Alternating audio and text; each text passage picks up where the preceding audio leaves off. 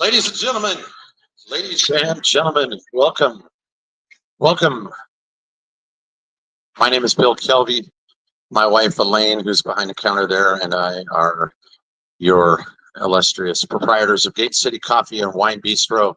We would like to welcome you this evening to our 8th installment of our town hall fireside chats. Maybe that's what we call them. How are we doing so far? You guys like these? Yeah. This is our first year doing this. Thank you. Thank you. We're pleased. We're absolutely thrilled to be doing them. It's exhausting. As you guys know, I moderate all of them. My wife works her tail off. My kid works her tail off, getting ready for these. But I was just telling Mr. Cates that, you know, I'll never run for office. I have absolutely no desire to run for office. But this is what we do to bring the community together with the candidates so that our apathetic voter base can be educated, informed, and make good decisions. And so one of the things that, and I've told several people this, we've noticed over the past several months in the campaigning is that everybody's got a vision, but we haven't seen any kind of real articulation of a plan. So when we invited all the candidates to do this, we asked them to give us their vision for Pocatello and then give us a plan. Let's talk about it. And I think Mr. Cates is prepared to do that this evening. And so I look forward to talking with him about the plan that he has for Pocatello. I was talking to somebody today. Did you know that we're 50,000 people plus in Pocatello and we do not have a Walmart? Isn't that weird? It's in Chubbuck. So, yeah. Anyway, just thought I'd throw that out there. So, couple rules of the game. First of all, be respectful, be polite, be genuine. We're asking questions of Mr. Cates. Mr. Cates has voluntarily given us the opportunity to elect him as a mayor, if that's what we choose to do as a population. Never forget that civic duty is not cheap. Civic duty is very taxing on the candidate.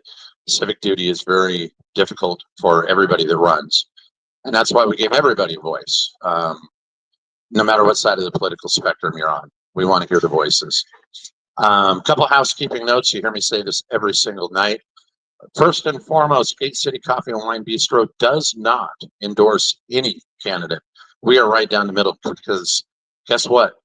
$20 bill that you hand my barista looks the same no matter who you are. And so that's how we do good business. And so we believe in that. Those of you that know me know that I built and we built this coffee shop because we wanted the coffee shop that we wanted to go to in Pocatello. But even more so, we built this place as a gathering place.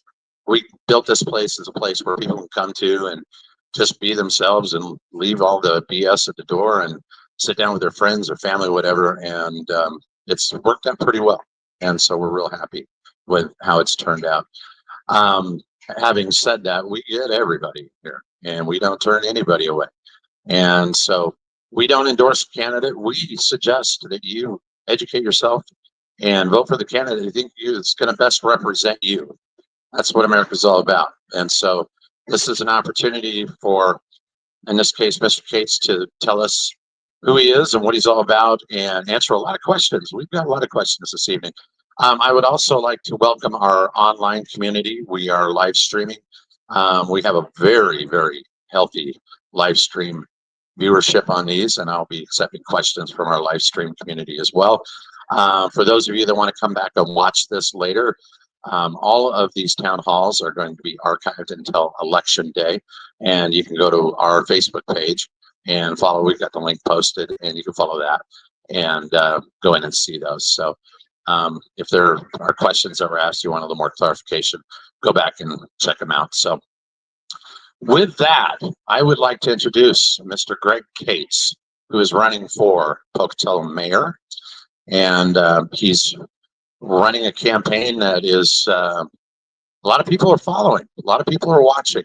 And the campaign rhetoric is strong, and when the campaign rhetoric is strong, it means that you're making an impact. So I think that it's very beneficial for all of us to be here and have Mr. Cates here tonight. We're going to start off with a little bit of time from Greg on, we've asked him to just kind of tell us a little bit about himself, some of his tenets, of his pillars, of who he is and what he believes in. And then from there, we'll start asking questions, and we'll have a fun night of it. So, Greg, all yours.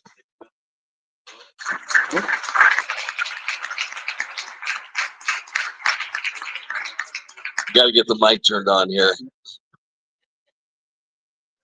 First off, I want to say thank you to everybody to show up tonight. I really appreciate it. I appreciate Gcth Coffee for giving us this forum. It takes a lot for a business owner to put together an event like this and to support candidates.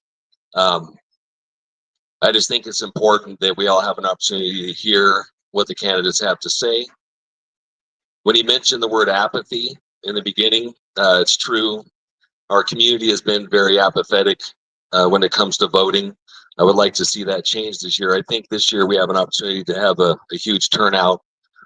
The last mayor election 4 years ago, only 30% of our community turned out to vote, leaving 70% of the community to be left living with other people's decisions. So if you want things to change, please, you have to get out and vote. If you don't speak for yourself, someone else will. We're 10 days away from early voting. We're exactly 1 month away from election day. We've had the same mayor for 16 years, and this is a very exciting time for all of us because for the first time in 16 years, I think we have a real opportunity to take the city in a different direction, and I hope I'm one to take us there. So something about me personally, I've lived in Pocatello for over 20 and a half years, 21 years almost. I raised my kids here. I met my beautiful wife, Marcy, here. We've been married for 12 years. I couldn't be doing this without my wife. She truly is my best friend and my biggest supporter. And I just want to thank her for her patience and for her support and everything I've been doing. This has been a long road. So thank you, Marcy. I love you. We live here in town. We have a beautiful home, and we're very fortunate to call Pocatello the place that we live in, our home. So I'm running for mayor because, like many of you, I'm just not happy with what's going on here. Year after year, our city seems to find itself moving backwards instead of forwards. And I think this is a real opportunity now for us, with the right change of leadership and a better vision for our city, that we're going to make this place great. So we're going to do this together. Professionally, most of my adult life, I've been in investigations and I've been in law enforcement, 35 years combined. I ran a private investigation firm for 18 years. I was an expert in surveillance and law enforcement background investigations. I've traveled the country and other countries doing investigations, surveillance operations. That was a great part of my life. I also became an expert in doing law enforcement background investigations. I worked for over 30 different police departments, responsible for all their hiring for new recruits, and I've done investigations for the Department of Justice. I've also spent 2 years as a bail enforcement agent. I got to run around the country and bring people back to jail who thought that they can run from the law. After that, I applied at the Pocatello Police Department. In 2007, I got hired there. I spent 16 years working these streets. During my time with the police department, I was a field training officer. I was a crisis intervention team member dealing with people suffering from mental health crisis. I was a bike patrol officer, and I was also on the community resource team, where it was my responsibility to help build relationships between our department and the people that live here. I changed the way online reporting for crimes is done. I brought back the Neighborhood Watch program, and I got to meet a lot of good people in this community, and I got to know the ins and outs of our city. For 7 years, Old Town was my beat, so it's this place is near and dear to my heart. And when you drive through a city as small as Pocatello, 10 hours a day, every day, for 16 years, you see things, you get to know things. and I know what this city needs, and I know what's wrong with it, and I'm here to help. So I just want to say thank you again for being here. This has been a long road. I started my campaign 10 months ago. Back in December, my wife and I sat together and we started thinking about what we're going to do. We decided that I was going to make a run for mayor, which is a big decision to make because it takes a lot of effort, a lot of energy, and I have a full-time job. So I've been running my campaign for 10 months while working 8 to 5, 5 days a week. First thing I did was I spent 2 months, I built my own website. I don't know if anyone here has tried to build their own website, but that was just, it took a lot of patience and it was hard to do, but I spent 2 months building my website.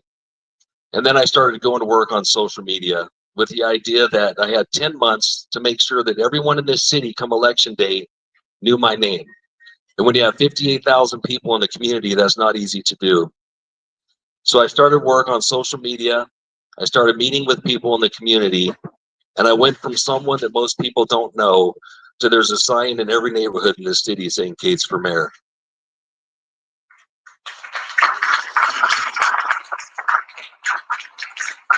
Thanks, Rick.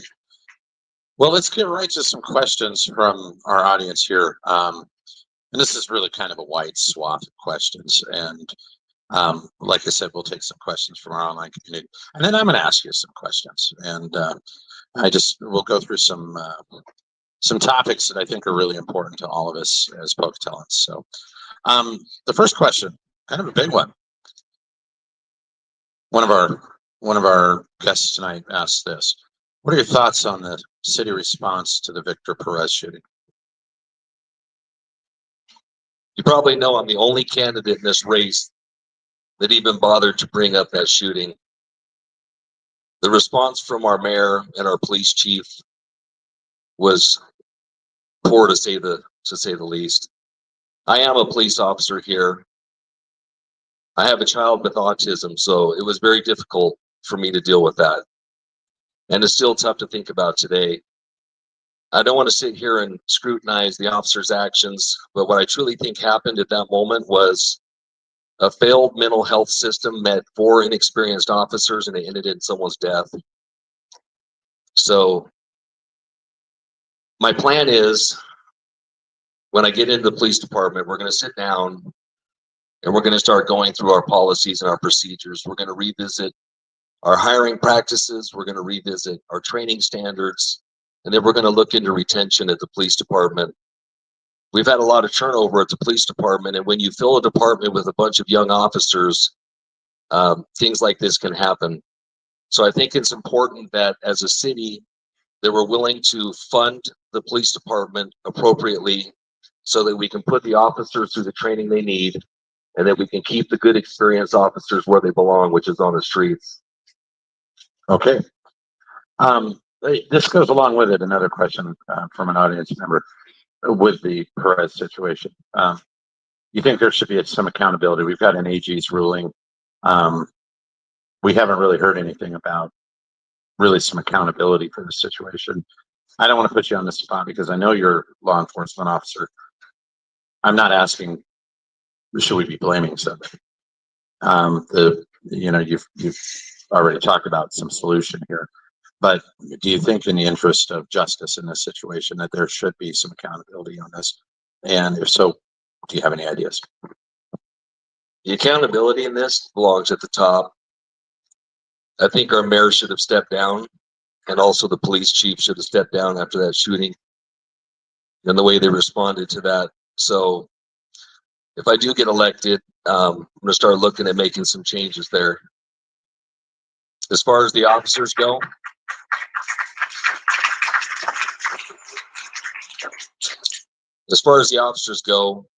they were only doing what they were trained to do. And it's a sad situation that it's not easy to be in a moment with someone and you feel like your life's in danger. And it's a very difficult thing to be a police officer. I would like to know, though, how they feel about the situation. I would like to sit down with each one of them separately and ask them, How do you think that went? What do you think we could have done differently? And see if we can learn from this. Very good. Let's move on to another question from our audience. And like I said, these are going to be kind of all over the board. So, and I like this question because I have, it's really interesting. We've got thousands and thousands of customers here. And anybody that knows me knows that I have my ear to the ground on Pocatello, my finger on the pulse.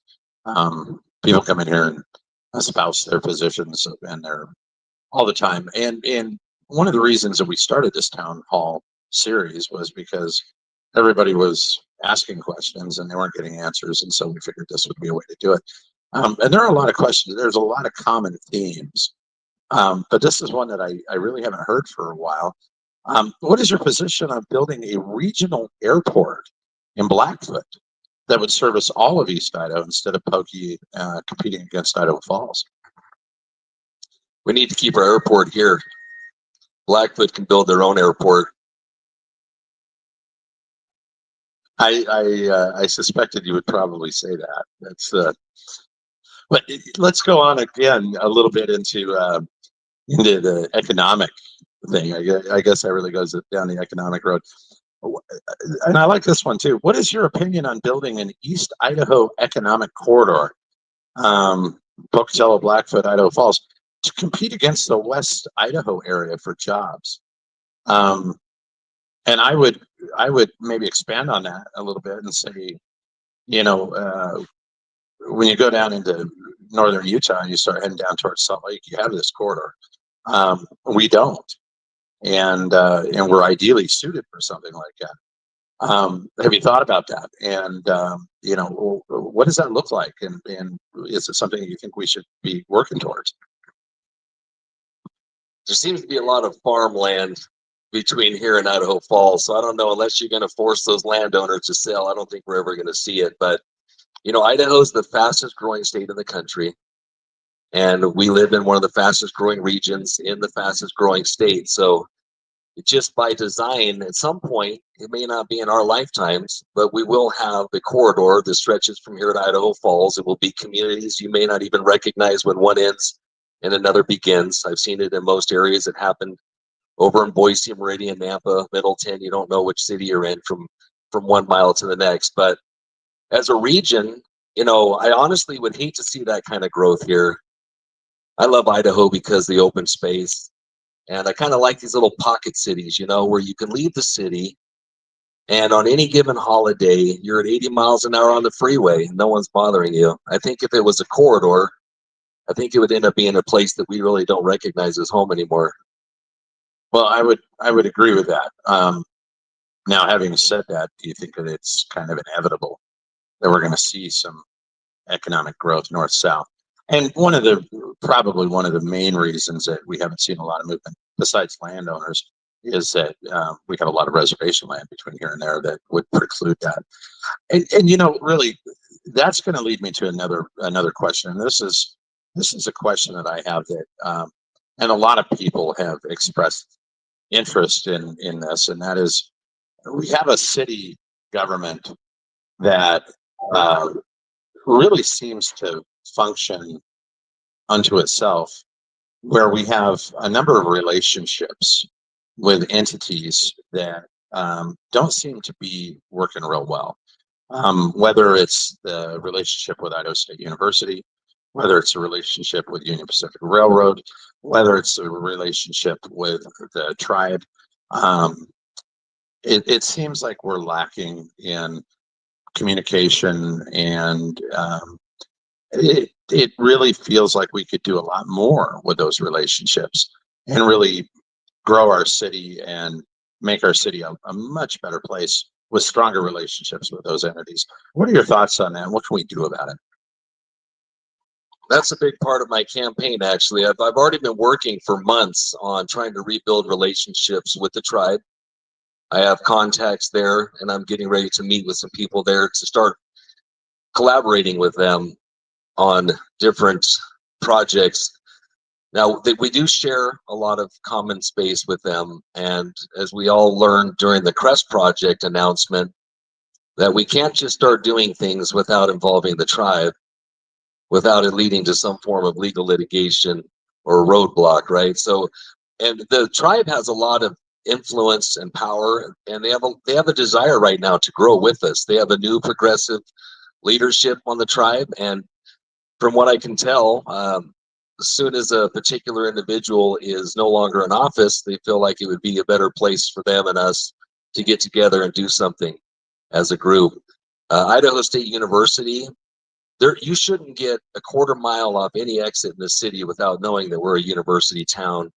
Right now, unless you for some reason stumble into that neighborhood, it's very difficult to recognize that we are actually a university city. We should be exploiting that. That's one of the biggest assets we have in this city. And the railroad, you know, unfortunately, from what I'm hearing, they're kind of on their way out of here through attrition. And I don't know how long they're going to be staying here, how much they're going to redevelop, but we do need to keep the relationships with the tribe, the university, and the railroad as strong as possible. And we've burnt those bridges years ago, and I think it's through, I don't know, prideful action or just a lack of intelligence in the matter. We've been acting on our own like we don't need them, and that's not the case. Well, one of the things that you know about me is that I'm a history guy. Look around, you see all the pictures. I love Pocatello. I love the history of Pocatello. We got a lot of really cool things about Pocatello and the historic aspect. Just this building. I mean, the history is important. One of the things that we don't see in Pocatello, and I get tourists asking me this all the time, you know, wasn't this a reservation to begin with? Well, yes. Yeah, we were on res land.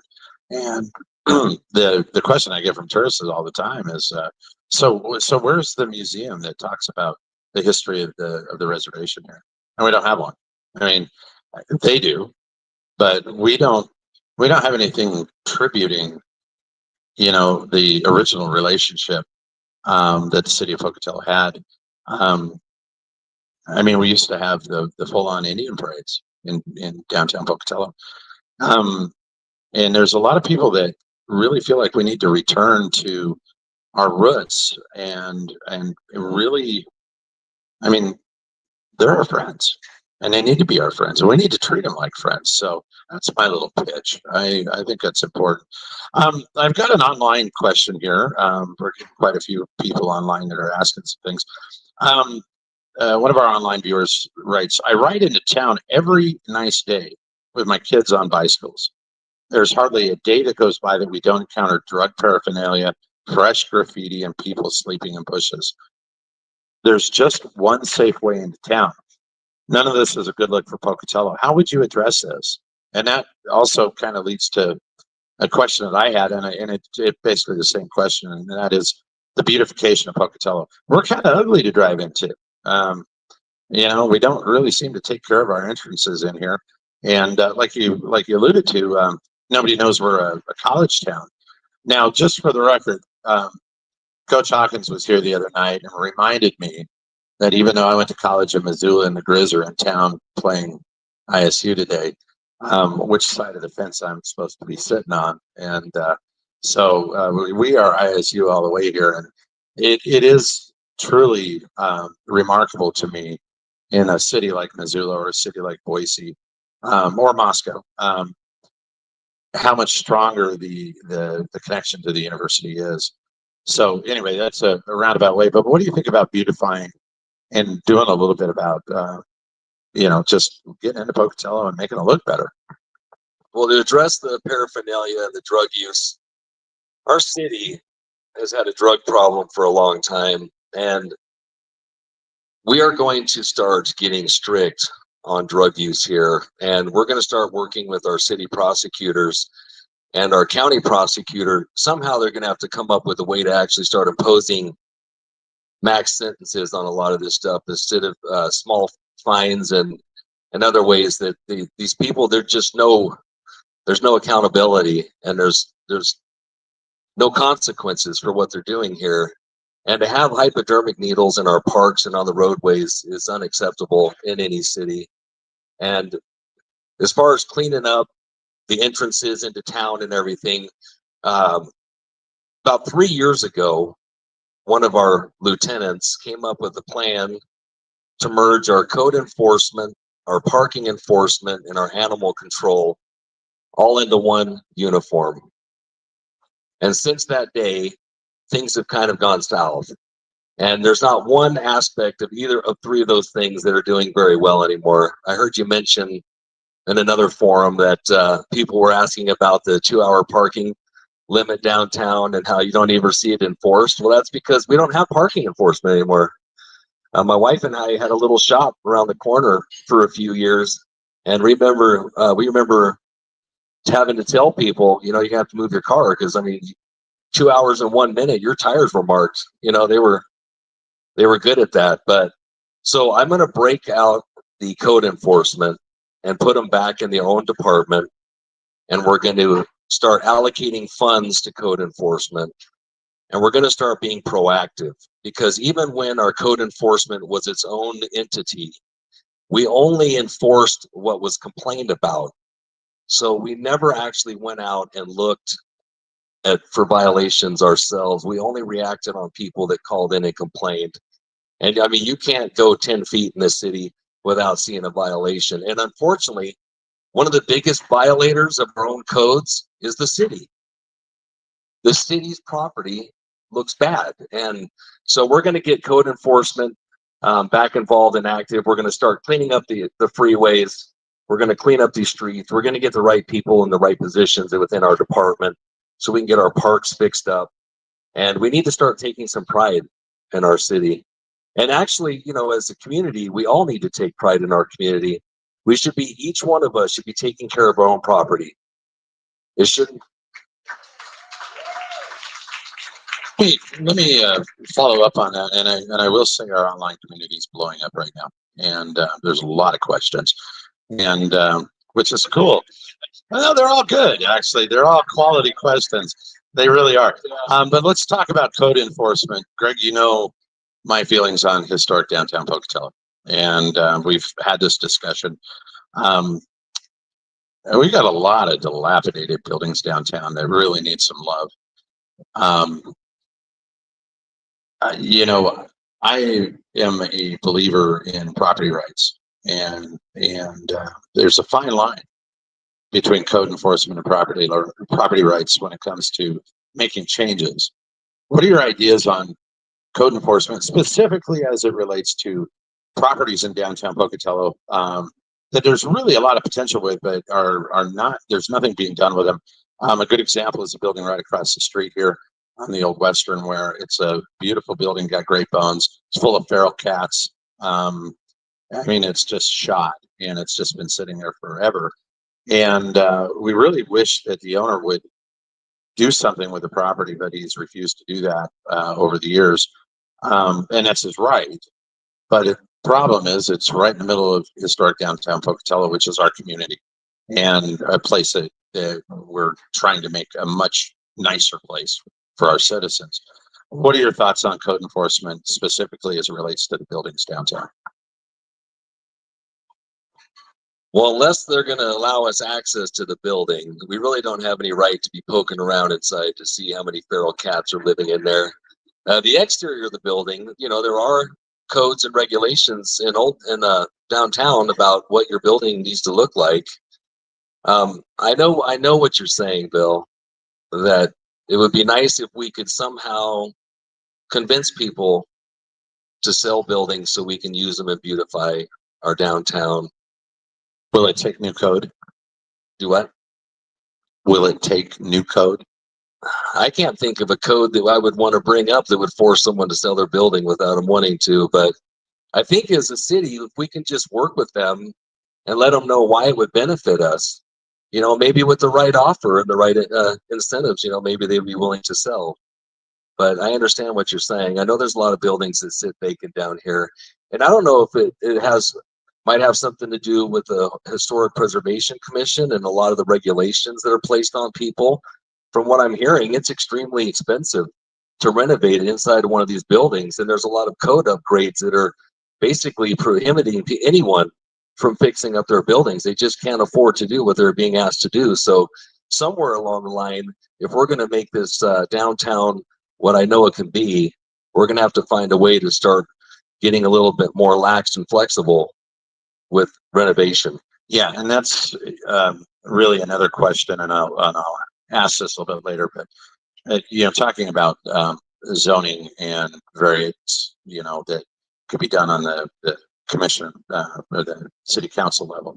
But we'll talk about that in a minute. I've got another online question. Should you get elected, how do you plan to work with current city employees? I was a city employee for 16 years, and I'll tell you right now, morale at that city is awful. And it's because people have been placed in positions of authority there that don't belong where they're at. And what's happening is they are promoting friends through the good old boy club, and the ones that deserve to be promoted are being left behind. And we have lost people in that city who have all the experience we ever would need to make things better, and they're leaving because they're being felt that they've been unappreciated. And that's going to change.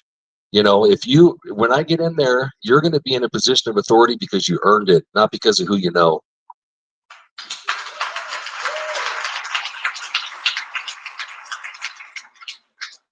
That's actually something that really seems to be on a lot of people's minds right now.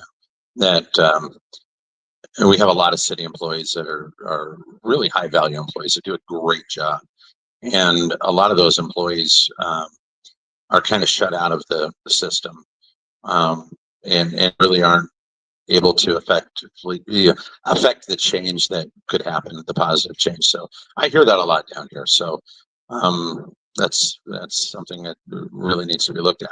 Another question: any plans for mental health treatment for people who are struggling?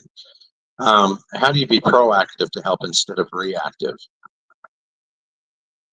A big portion of my day on patrol was responding to calls involving people with mental illness. And this is a problem that goes way beyond a mayor's capacity. I mean, we're looking at things that we're going to have to do as a country and as a state and even as a city. But we need to get together and we need to figure out, just as a community and in the health profession and the police department, the fire department, we should be meeting regularly and deciding how are we going to tackle this problem. Years ago, the government quit funding a lot of mental health medications, and that created a problem that we've never recovered from. We're fortunate that we have one of the only hospitals in the state of Idaho that has a behavioral health center, which is Portneuf Medical.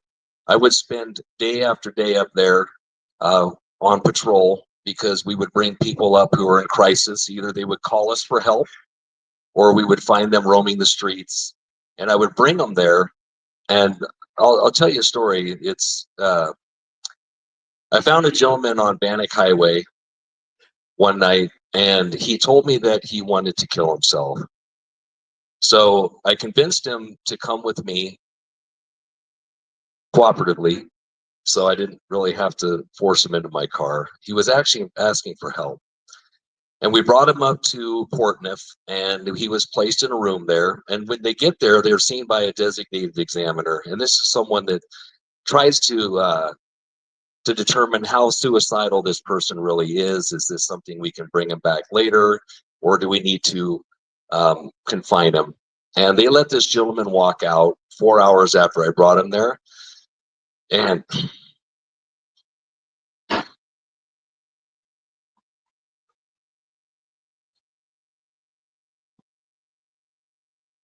Take your time.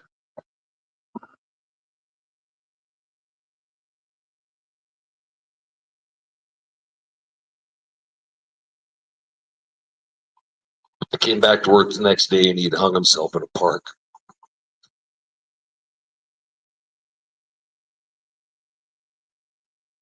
So to answer your question, we can do a lot better. Yeah, we definitely can. Let's move to another question. And this is one of our guests tonight. And I guess I'll paraphrase this question because there's a couple of questions that are asking the same thing. What do you say to those who say what you plan to do as mayor is really the responsibility of the city council members? And I think that really kind of alludes to the relationship between the mayor and the city council. And do you have any plans there? Do you have any thoughts there on the relationship with the city council and how you'll move forward with them to get things done? Well, we need to get along. The mayor can do nothing without the city council support. We saw what happened a few years ago when the city council split. There's 6 people on council and a mayor. And in every decision made, the mayor really doesn't have any say on what's decided unless the council split. And so when you have a split council, it stops, it puts a dam on all the progress in the city. So regardless of who's mayor, regardless of who gets elected to city council, we really just need to set aside our differences and figure out how we're going to move the city forward, because we're all elected by the same people and we all have the same exact goal, I hope, is to make this a better place to live. And if we could all just get along, we could do things so fast and so efficiently. So ultimately, if I'm elected mayor, put all differences aside and just do what I'm elected to do, my job. So, one of the things that I hear is, well, a couple of things. First of all, all the candidates that we've had thus far, no matter where they're at on the spectrum, politically, whatever, the people that are running for the mayor's job and for the city council positions this time around very clearly love Pocatello. There's no question about it. No question about it at all. The how do we get there from here question is different for everybody, but the passion to make Pocatello a better place is there. So I think it's safe to say that whoever is on the city council, should you be elected mayor, hopefully there'll be some balance there, and balance is really what's needed to generate ideas and growth and get things done. So it's my opinion that we're going into a good place with Pocatello, whatever happens. Another question online: what is your opinion on the way our veterans are treated in Pocatello? After the way they were treated when the memorial building flooded, it's not very good. I talked to the person that runs the memorial building, and apparently they got very little support or attention at all from our city hall. And I think that, and even the commissioners treated them very poorly and actually pulled some funding from them for whatever reason. They used a company, I guess, that was not the one that the commissioners wanted them to use to clean it up, but the county doesn't own the building. So, but the veterans, we have a large veterans community here, one of the largest in the state, and these people served our country, and to treat them the way they were treated during that disaster with the flood is just not acceptable. As a city, if we can afford to wrap a police car and change your garbage can out, we can afford to help the veterans. Well said. I agree with that wholeheartedly. That's a topic that's near and dear to my heart. Moving on. If something else could be cut, would you advocate increased funding for Parks and Rec in general and the Nordic ski area in particular? We have a $4 million budget for our Parks and Rec right now. So raising budgets in the financial position we're in was going to have to be looked at, to be honest with you. The problems we're seeing with the Parks Department right now goes back to what I said earlier about the wrong people being in the wrong positions. We've lost a lot of good Parks and Rec people because of what's going on at the city. And when you don't treat your employees well and people leave, you end up with dead parks. So that kind of leads me to a question, one of my questions, and we'll kind of talk a little bit here shortly about city functions, but an old school business term, and I mentioned this in another forum just the other night, is tone at the top, and that is your leadership sets the tone, sets the pace. It's like coaching. The coach is the one that leads the team, that really gives them the energy and the attitude and everything. it seems like that interaction between city employees and city management, city administration, city, current administration, what have you, that there's a real disconnect there, and that the tone at the top is more of an us and them type of scenario. What would you do to address, should you be elected mayor, the tone at the top of our city? It's a business, our city business, our leadership. The person that runs the joint makes the decisions and ultimately is responsible. What are your thoughts on the tone at the top right now, and how would you change it? The tone at the top, it's not good. It's not good. Now, if you guys don't know, I'm not one to sugarcoat anything. I tell you how it is. Our city has allowed our department heads to run amok. They're mistreating employees. Not every department, I'm not going to say all of them, but going back to the morale there, the mayor needs to step in and provide an atmosphere for those employees where they can come vent and speak when they're feeling like things aren't going well at work. Right now, they don't feel safe to go to human resources. They don't feel safe to go to their supervisor. They don't feel safe to go to the mayor's office. They have no help. And that's going to change. And I think the mayor should recognize what's going on there. And if he knows, shame on him for not changing it. If he doesn't know, shame on him for not knowing. Well, just bring them down for coffee down here. They'll like that. So, little shameless plug.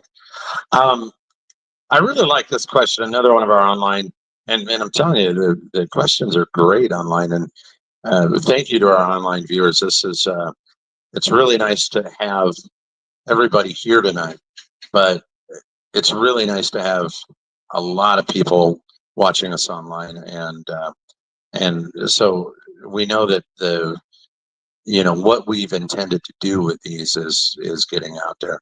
And this is great. This is an ISU student, so they're paying attention. Okay, these aren't just kids up there getting an education.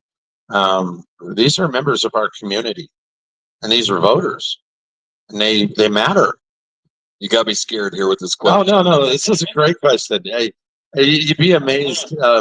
We happen to see a few ISU people here, and as everybody knows, and I really like this. You say you're all for ISU, but what about us students?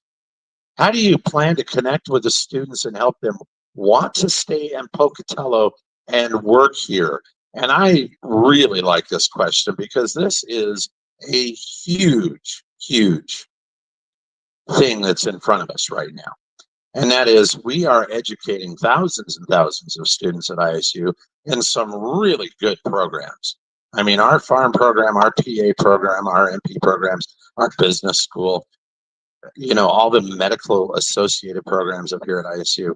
We've got a great university here, a long, rich history. We've got some great educators up here that really, really care about these students. And we educate the dickens out of them, and they get all this, great education, and they leave.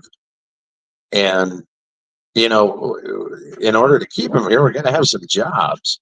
So what are we going to do to keep our students here? Our students are really a big part of the lifeblood of this city. Well, I'm going to be putting together a committee to start looking into our economic development. I've got a bunch of really intelligent, bright people who want to be a part of it. And I think we need to get together with the instructors and even a group of students at ISU and see what kind of things they're looking for and what kind of employers that they would like to see come here, because we should be matching businesses that fit in well with our strengths. And a lot of people don't know it, but we have one of the leading robotics departments in the country here at ISU. We have a lot of great programs there that we could utilize, and they're a work-ready force, right? I mean, businesses should want to come here because they have employees waiting upon graduation for somewhere to go to work. And they have a big internship program at ISU. With the ISU and the state will literally pay people's wages to come work at your business. We need to start utilizing that more. So we need to start connecting the students at ISU and involving them in this process about how we're going to develop our city economically. And other than having jobs, those poor guys don't have anything to do. How about a nightclub? Thought of that. Yeah, it's coming. It's coming. We're going to liven this place up. Yeah, absolutely. And there's a whole plethora of questions I could follow up on that. But that really leads me to open up the topic of jobs. And let's talk about Pocatello's economy, jobs, and all the things that are associated with jobs in Pocatello, because ISU and the students from ISU really need to be a big part of that, and we need to look at that as a very important part of the piece of the puzzle. One of the things that I would ask you before I get to the next question, talking about the student base at ISU, would you be open to a student advisory council for the mayor's office? And I say that because young eyes, many of them who are not from Pocatello, who want to be in Pocatello, could really maybe tell us what they want and what they're looking for. Would you be open to an ISU student advisory council that maybe meets once a month with the mayor's office? I'll be open to all the help I can get. I would love to have them involved. Perfect. That's get all the good players on the team. Okay, let's talk about jobs. Jobs are important. Jobs are really important. There's a kind of an ongoing discussion, argument, not really an argument. Is it housing or is it jobs? What is it that is really most important? One of your mayoral competitors says that housing is the most important issue. That putting housing, affordable housing in Pocatello needs to come before we work on jobs. We've got other candidates that say, well, jobs are really important, but we have to have a good pace, that we can't outpace our infrastructure. We've seen examples of infrastructure problems in Pocatello and in the area. And I've asked candidates this question, and I'll ask you the same thing. What are you going to do to bring the mid-level? And I know that we all talk about supporting small business, and I know that you do. I know that all the candidates make that statement. But the jobs that Pocatello, that I'm being told that in the people that have made it very clear to me that their question is, where are the mid-level jobs, the 100 payroll plus employee companies? Where are they? Why don't we get them? We didn't get Amazon. We keep kind of whiffing the ball on this. We're at the intersection of two major highways. We are in an ideal position to accommodate a number of business types in this area. What are we going to do about recruiting some of these businesses to the area? How do we get them here? How do we support them? How do we house them? I know that's a big question, but I know that you've got some ideas on that. Well, to answer the very first part of this question, I don't know anyone that can afford a house without a job. So we're going with jobs first. Okay, thank you for answering that. Secondly, if we were to support and encourage our local small businesses, we could turn them into 100 and more employee companies. We don't have to recruit them. We can build them right here. As a small business owner in Pocatello, I would agree with that. I mean, many of you have watched us expand here, and we're not a big employer, but we have about 10 employees, and that's by choice. We could probably be 20, but over time we'll get there, and as we expand more and do the things that we're doing, we'll definitely increase our employment levels. So I think there's a lot of truth to that. It's been told to me many times that, and a good example of this is Micron out of Boise has talked about putting a site here for many years, and they just can't seem to do it. There's probably a number of different reasons that I'm not really up on as to why, but it's equidistant between their facilities, the Utah facility and the Boise facility. And at one point we had, the AMI, all that here, and it made sense for them to relocate here.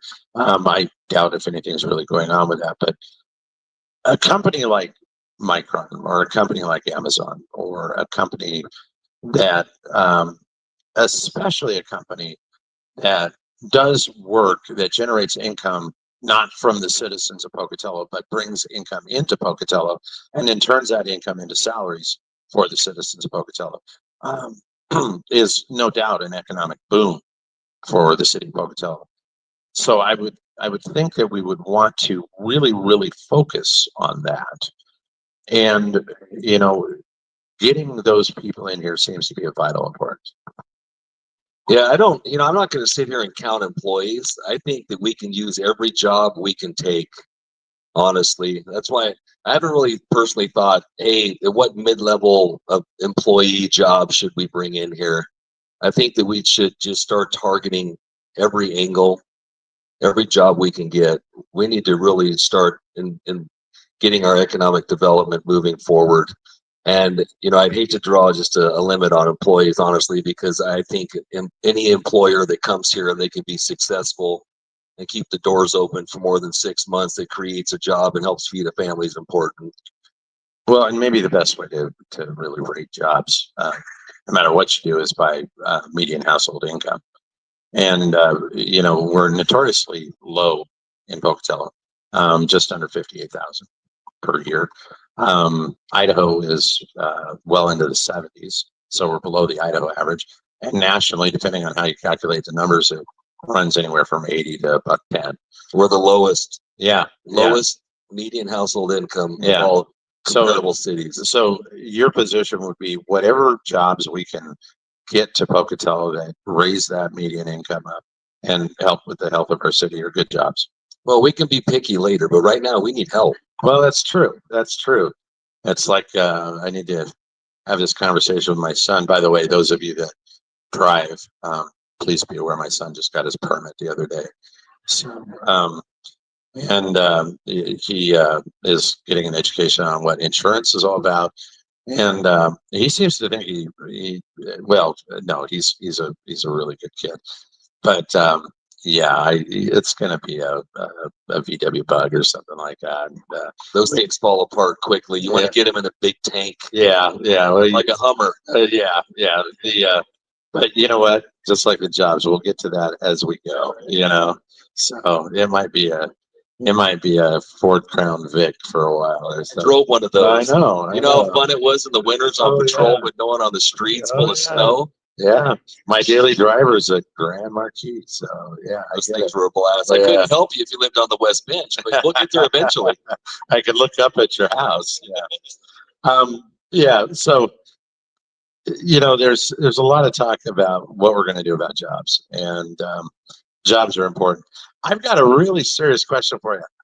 In 1943, the former mayor of Pocatello put in a smile ordinance. Said if you didn't smile, you could go to jail. You could go to the Hooskow. We are the smile capital of America. Did you guys know that? Yes. Yeah, it's a real deal. So how do you plan to enforce this? Well, if we don't change our leadership, no one in the city is going to be smiling. So we're going to have to worry about it, right? Yeah, we'll put a big fence around the place and lock us all up. Okay. I think we need to change that law. Our jails will be full here. Yeah. The reason that I bring that up is because Pocatello had just gone through a very, very difficult winter that year. And the mayor had a sense of humor. And he said, you know what? We're going to pass an ordinance that says everybody's got to smile. That talks to the community of Pocatello. It talks to who we are as a city. And I think it's great to have a sense of humor. Before we started this evening, I had to run out into the alley.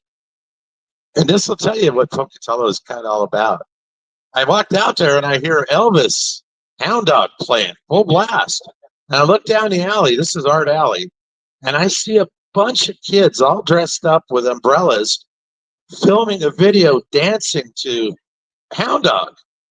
I almost came and grabbed you because I thought, this is what we see in Pocatello. We've got we've got a community that is really, really special, that really, we're just better than a lot of places.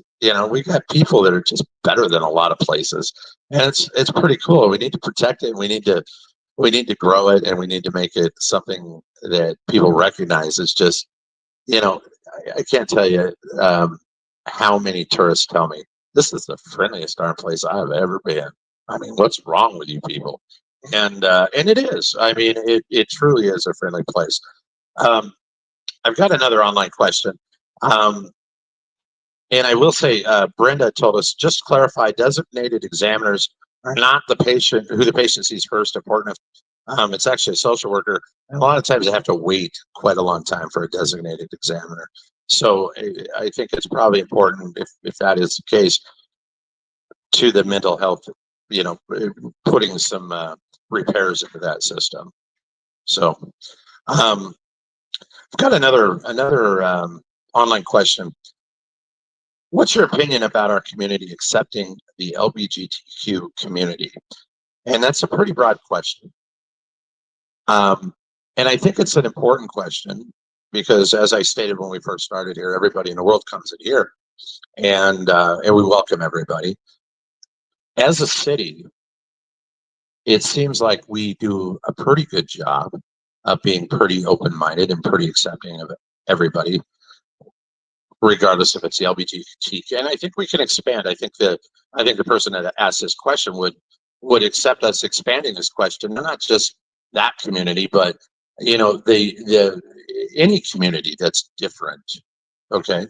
How do we as a city really work together with the differences in the population to come together as a real cohesive group of people? And I think it goes back to the analogy. I've got two little brothers, and we fought like cats and dogs, and we beat the crap out of each other. But if anybody tried to hurt my little brothers, I was the guy that would go stand up for them. And I think as Pocatelloans, doesn't matter who we are in this town, we need to stand up for each other. As if you're elected mayor, how do you plan to address the cohesiveness of the different groups of people, including the LGBTQ community, so that people are working together instead of fighting as much? I think our community does a great job of getting along all groups of people here. I was a police officer for 16 years, and I never had any crimes I responded to that were hate crimes or crimes involving discrimination, which we should be proud of as a community. We have a human relations advisory board already at the city that functions very well. And I think that each community or groups of people should have a representative and be active in communicating with our city what their concerns are. And they have concerns we can address, and we'll address them. But really, as a whole, a community is made up of a bunch of different people. And I don't like to categorize and label people. I think everyone should be treated the same, with the same opportunity, with the same fairness, regardless. Well said. And I would agree with that. Boy, we could sit and ask questions all night. We're going to. Yeah. There's a lot of things to cover. I'm going to hit just a few more of kind of the big topics I think that are important. And this leads me to another online question. What are your thoughts on the transparency with those you serve? Every time I drive through, and this is near and dear to my heart. Every time I drive through the tunnel connecting Old Town, I wonder why it looks worse than before it was shut down twice for renovation. You all know how I felt about that project. And I have to bite my tongue a little bit because that thing sat closed for a long time and it didn't need to be. It's coming again. I know. Now they've guaranteed us that they'll flag it so that traffic will be able to get through there. It was devastating for downtown. I've heard a lot of people say, it wasn't that bad. Well, you know what? The people that are out there that are spewing their opinions on that matter, I have never seen here. So don't tell me what you don't know, because that's absolutely not true. We lost 3 businesses, 2 more almost went out. And the fact of the matter is it shut down downtown Pocatello. Most businesses were down in the neighborhood of 40%.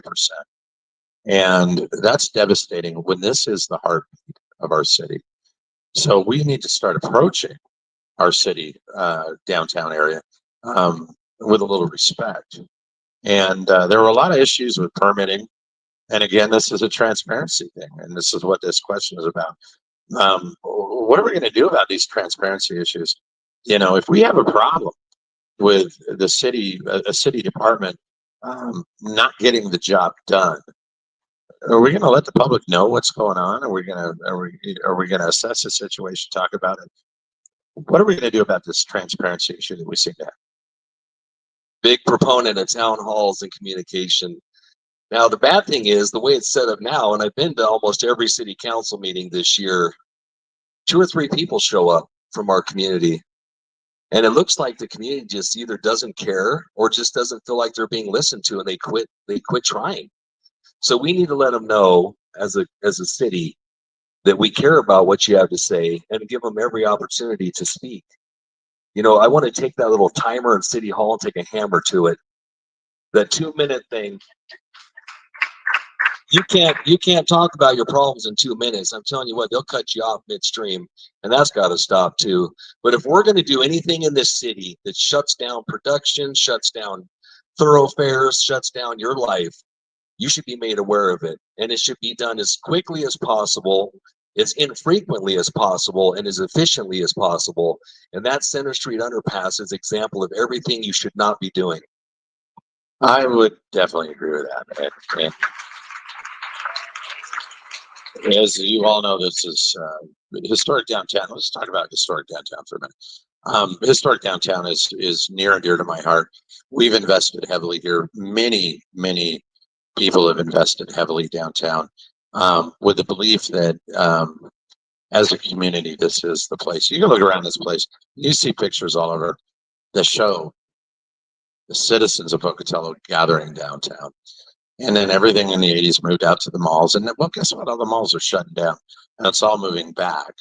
And so there's a lot of things that could be done in historic downtown to make this a much better place. And again, a gathering place, a place where people can come together and become a community.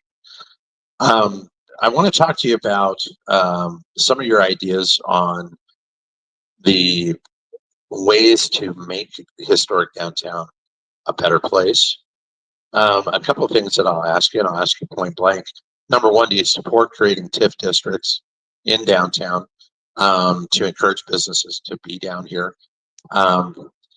More importantly, many of you know that it was put to bid last week for architectural and engineering for the federal building over here to move City Hall. We've been, and you know, side note, full disclosure, I support that project 100%. It's part of the master plan, the 2040. It's a big deal. It puts the downtown City Hall or City Hall downtown and creates an environment, in my opinion, that will cause us to be more of a gathering place downtown. With that comes a parking garage. Anybody that knows me knows I've been preaching for a parking garage for a lot of years. What are your thoughts on that? Do you think it's feasible?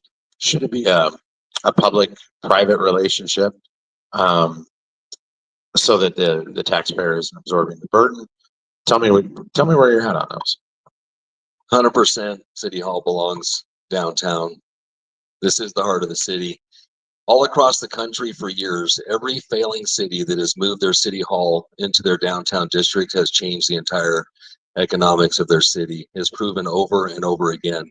Right now, if you think about it, our City Hall is situated in a parking lot with a liquor store and a mental health housing area there, the crisis center, and it's sitting outside of where it belongs. It belongs here downtown. There's so many good things it'll do for us. I do think it should be done in a public-private partnership. There are ways that it can be funded where it wouldn't have to affect the taxpayers. We do need a parking garage down here for sure, especially after I implement my plan of shutting down 2 blocks of Main Street and turning it into a plaza. So we're going to need parking. because people have kind of been resistant to my idea because of parking, but they're not going to be resistant once it's done because it's going to be beautiful. So that's it's always funny. That's the old joke. The old joke. How many blocks did you have to walk to Gate City today? And I've heard up to 5. You know, depending on the day. So, fortunately, our customers are willing to walk. So, I'm like I said, and this isn't about me. This is about you. But this is an important subject. And I do want to add something real quick because I've had a lot of people ask me, "What do you do with the city hall that's there now?" And I have a plan. I have a plan for it. So the police department's outgrowing their space. So if we don't find a way to move our city hall, we're going to have to build the police department a brand new building, and that's going to be tens of millions of dollars in itself. So I say we're going to take that. We're going to shift our city hall down here, where it's going to benefit everybody. And then we're going to move fire administration into City Hall, and we're going to turn into a public safety administration building where our police and our fire services share the same building. Sounds pretty reasonable. This is a kind of a touchy subject, but I wanted to, and I told you that I was going to talk about this.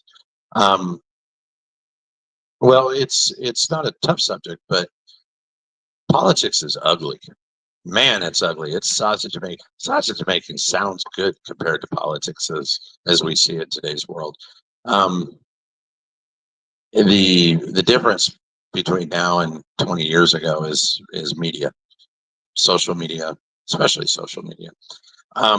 There's been a lot of rhetoric out there about you, a lot of things that have been said about you. Many of them you've addressed publicly. I mean, hell, I think I heard today that you were the leader of the Sonoma cartel and ran a drug operation out of Blackfoot. I'm not sure, and I don't think you need to address that yet. But that's coming, Bill. It's coming. It's coming. And let me take my sheet off first. Yeah. So, I'd like you to address the voters, especially our online community, who may not really know you as well as they should, and or any candidate as well as they should, and maybe you don't necessarily need to. You don't need to address a particular topic, but let's talk. I had a voter in here the other night who listened to a candidate who said the online rhetoric was so bad on this candidate, and she had really, unfortunately, started to believe some of this stuff. And it was only when she came in and came to this town hall and heard this candidate speak that she realized this was a completely different person than the person that she had been led to believe it was. Do you feel that there's a lot of that going on currently? And what do you have to say about it? And is it even worth talking about? That's a big topic because I've been attacked for months. And why is it always the candidate that represents change that's the one that's the fascist? The one that actually wants to do something different and change the city. There's not a corner of this city that for some reason or another has found their way into my social media. I can only assure you a few things. One, I was not fired from the police department for police brutality, being lazy, lying, or self-benefit. I am not a racist. I am not a fascist. I'm not a homophobe. I respect and love all people. I was a good cop. I retired honorably. And I plan on serving this city fairly and with respect and with the dignity it deserves. So, unfortunately, you can believe what you want, but if you really want to know the truth, just ask me. I've answered every message that's been sent to me. I'm not hiding from anybody. I've invited everyone here tonight. If you believe what you hear, I'm sorry. It's not real. It's not true. I just hope people know who I am. And like I said, if you want to know about me, reach out to me. And that's the same way I'm going to be as a mayor. If you want to talk to me, my door's open. Enough said. I've got another question from one of our online viewers, and I'm not really sure how to read this one, but it really pertains. How do you think a mayor could help strengthen our struggling school district, and not just through academics? does the mayor have a place in that fight? And in they're talking about addressing and supporting student needs outside the classroom. What's the mayor's position? What can you do if elected as mayor to help with our public education system here? How can we as a city promote our younger students? Well, the mayor's office really has no effect on the school district. They're their own government. They have their own budget. I mean, we can be supportive of the schools. When I was a police officer, we would do backpack giveaways every school year, and we would fill them with children's school supplies, and we would do events for them and fundraisers to make sure that the kids had something to bring to school, and we also, just through support, honestly, and encouraging the students here is how we could help the most. But the school district, they're their own entity, so there's not a lot of control by the mayor. So support on the side, shop with a cop, things like that. Exactly. Okay. I would like to give a shout out to, talking about these things with the kids. Right around the corner at the North Building, there's a project in place. A man named Michael Strickland is running it. It's called the Glen Allen Project. I don't know if you're familiar with that, but they do a lot of art classes for kids. We actually have a selection of books here that were donated by publishers, and we sell those books at half the price of the publisher's price, and that money benefits the Glen Allen Project, and they're doing a great job over there. And that's one of many that are kind of happening around our city. And I think as a community, it's a great thing that we take on those kind of projects and we help these kids when they're young. And so, yeah, it's understandable that the city doesn't have a lot of impact on the school district, but we certainly can impact the kids other ways. I agree. I think we need to start doing a lot more about after school programs for the kids, support the Boys and Girls Club here, keep the kids occupied, because an occupied child is less likely to get in trouble and become a client of ours, as the police department would say. Absolutely. I'm going to get into just a couple of final questions. We've covered a lot of topics tonight. One of the things that I pointed out to the other candidates that I think is really important, when we talk about Pocatello as an economic, the economic viability of our city, you look around the state of Idaho, and it really coincides with our university system. But we have Boise to the west, the shining, gem on the hill, Coeur d'Alene to the north, and then Idaho Falls to our due north, and then there's us. And we are the big four. And those guys have a lot going on that we don't. What can we do as a city to look to our fellow sister cities in Idaho to maybe help get through some of these things that we need to get through? So we have a economic development group here. We've been using them for 30 years. They've renamed themselves the Portland Valley Development Corporation.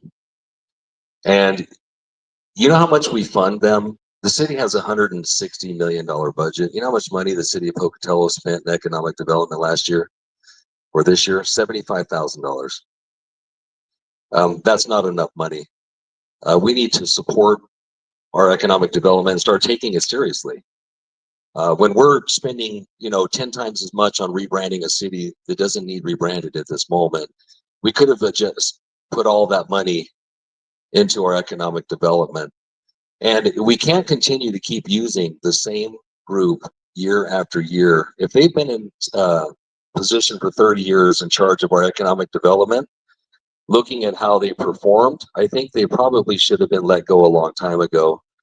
And I'm currently working with a large group of people right now, a lot of leaders in industry and in manufacturing, and also commercial developers who want to become part of an economic development team with me.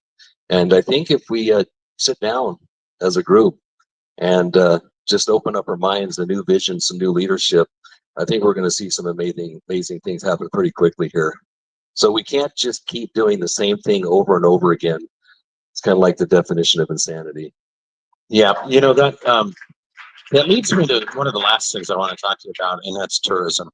And I think you and I have had this conversation. I know that several other people and I have had this conversation.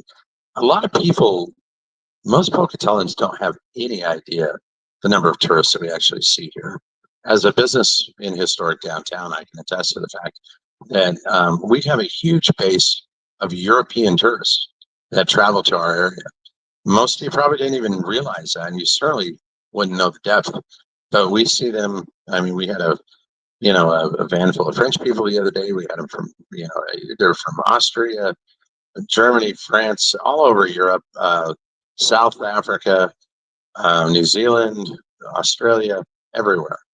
And the gist of it is that they're all going to Yellowstone, and they fly into Salt Lake. They get there on that direct. They get there about 4 o'clock. The travel agents in Europe are telling them to get their rental car, and get the heck out of Salt Lake, beat the traffic, save themselves a day. And they're telling them to come to Pocatello, and they all end up staying at the hotels up at the top of center. Fortunately for me, they Google good coffee, and they end up down here, and they spend a little money. This tourism thing is a really big deal, and a lot of people have expressed to me that we really need to expand our tourism, and look at it really seriously as a great source of revenue for the city of Pocatello. It's a great source of business, and as money that flows into the town, and most of it stays here, and it's out of state, out of country money that we're not just recycling money, we're actually bringing fresh money into town, and then it helps with revenues. What are your thoughts on what we can do with tourism and really get going with it? We need to give people a reason to actually come here. One of the councilman candidates, says we're the destination, right? We're going to be soon. We're going to be soon. And I really appreciate his vision for our river. We have an asset in that river, and we need to exploit that big time, put some money into it. And that comprehensive plan that I like a lot has a lot of things to do with the river that my wife and I were looking at. But what we're going to bring back to this city is, does anybody miss the rodeo? Who misses motorsports? And we're bringing back drive-in theaters too. I'm going to get someone to put one. Yeah, I saw the original. So we're Superman at the sunset. Yeah, we're. I'm working with a group of professional retired bull riders and rodeo personnel that are interested in bringing it back. So we're going to bring back the rodeo, and we're also going to bring back motorsports. There's a gentleman in town who has an amazing plan to help bring back motorsports. We used to be known for our motorsports, and we're going to bring that back. So we're going to give people a reason in this state to look at us, and they're going to say, wow, what's going on in Pocatello? And we're going to start drawing some people here. We're going to start making some money. We're going to liven this place up.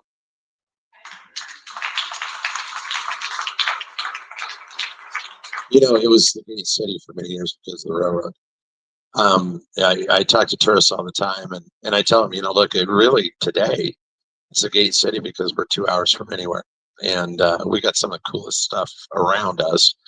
We're definitely a destination, and I agree with that. But we're also the best darn stopover on the way to some of these destinations that you can get to. I mean, 2 hours, Yellowstone, Jackson, Sun Valley. It's a great place to stop on your way to Montana. 2 hours from Salt Lake, what have you. We're the coolest spot on the road, and bringing tourists and really making sure that they understand this isn't just a place stopping to get gas. Stop and stay the night. Take a day. It's kind of cool. We could do a lot with marketing. We can get some social media experts in here. Look, I did a video for my campaign, and I talked about everything good Pocatello. And I got 74,000 people watch that video in 7 days. I think I probably drew more attention to this city than our marketing's done in 10 years. So realistically, it doesn't take a lot. Just some vision and someone who knows what they're doing. We need to get people in the right place, start marketing this city. We do. And a smile ordinance. Yeah, absolutely. And the nicest people around. And I really want to step back to that.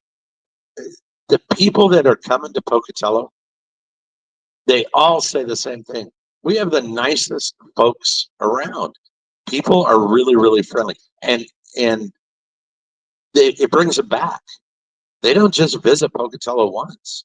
I have customers every single year that come to Pocatello once a year, and they stop by the coffee shop and they stop and say hi and they get a cup of coffee and they tell me they're here because this is really a nice place with a lot of nice people. And so, yeah, it's a cool place. See, this is what it takes right here. Yes, it does. Come to Gate City Coffee for their mocha peanut butter frappuccinos. Delicious. There you go. Thank you for the shameless chug. See? Chug. Yeah, there you go. There you go. It's not hard to do. No, I appreciate that. And you know we appreciate it. And that plug will cost you, though. That I know wasn't it free. will. That I know wasn't it will. free. That Hey, wasn't free. I'm going to let you wrap this up, Greg, and take us out this evening, and with whatever thoughts you have. I would like to leave you with this. This is a great town. We've got great people. We are all on the same page when it comes to making this a better place. Pick your candidate, pick the path, but for God's sake, get out there and vote, because like Greg said, we have a real low voter turnout. We have a real apathetic voter base. I hope that we've changed that as we've gone along with these town halls. It's exponentially growing. Every town hall has more and more people watching it. The people that are going back and rewatching these town halls is pretty tremendous, and so that tells me that people in Pocatello care. And so, if you care, vote, and if you vote, be educated. And I would absolutely thank you for joining us this evening.